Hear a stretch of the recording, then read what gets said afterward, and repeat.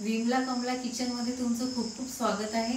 मी नवीनच YouTube channel create केलेला आहे। खूप दिवसाची इच्छा होती माझी, पण माझ्या बहिणीची मुलगी आली आणि तिने मला म्हटलं मावशी की तू आज YouTube चॅनल क्रिएट कर। तर आम्ही आज YouTube चॅनल क्रिएट केलेला आहे आणि माझी ताई सुद्धा मला या रेसिपीज मध्ये साथ देणार आहे। तर मला असं वाटलं कुठल्याही कार्याची सुरुवात आपण गोड खाऊन करतो, तर चला आज पहिला व्हिडिओ आपण लड्डूचा बनवू।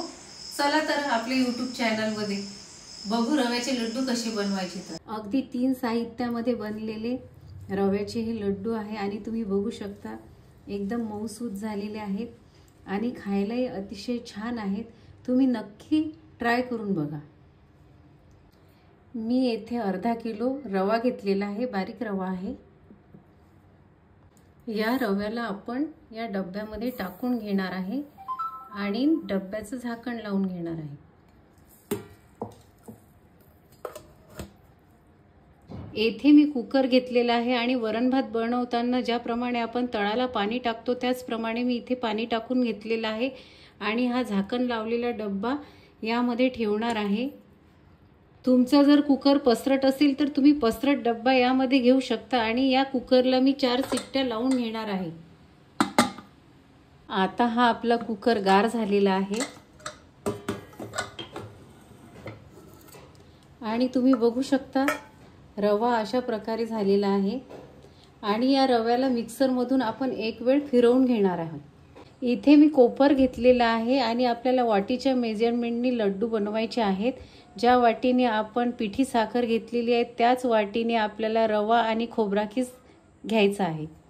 इथे मी कोपर घेतलेला आहे आणि एका वाटीमध्ये मी पिठी साखर घेतलेली आहे आणि जेवढी पिठी साखर आपण वाटीने घेतलेली आहे तेवढाच रवा आणि हा रवा आणि खोबराकीस आपल्याला यामध्ये टाकायचा आहे आणि चवीनुसार विलायची पूड टाकायची आहे।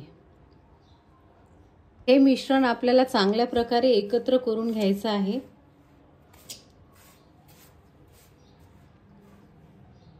हे सारण चांगल्या प्रकारे मिक्स झालेलं आहे आणि याच्यामध्ये आपल्याला दूध टाकायचं आहे आणि दूध जास्त गार किंवा जास्त गरमही नको, कोमट दूध आपल्याला याच्यामध्ये टाकायचं आहे आणि दूध छोट्या छोट्या चम्मचनी टाकायचं आहे।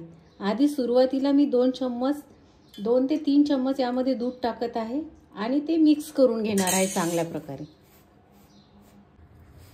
अशा प्रकारे या सारणामध्ये आपण एक चम्मच करून पोहे खाण्याच्या चमच्यानी आपण 20 चम्मच दूध टाकलेलं आहे आणि तुम्ही बघू शकता बघा आता या सारणाचे चांगल्या प्रकारे लड्डू वळवल्या जात आहेत आणि अशा प्रकारे मी सर्व लड्डू बनवून घेणार आहे आणि तुम्ही सुद्धा बनवा, कारण हे खायला अतिशय कमी साहित्यामध्ये आणि लवकर बनणारे आणि टेस्टी असे लाडू।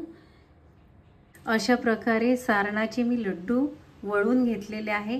तुम्ही सुद्धा नक्की रेसिपी ट्राय करून बघा। अतिशय सोपी रेसिपी आहे, याच्यामध्ये तुपाचा उपयोग केलेला नाही आहे, फक्त 3-4 साहित्य वापरून हे लड्डू बनलेले आहेत।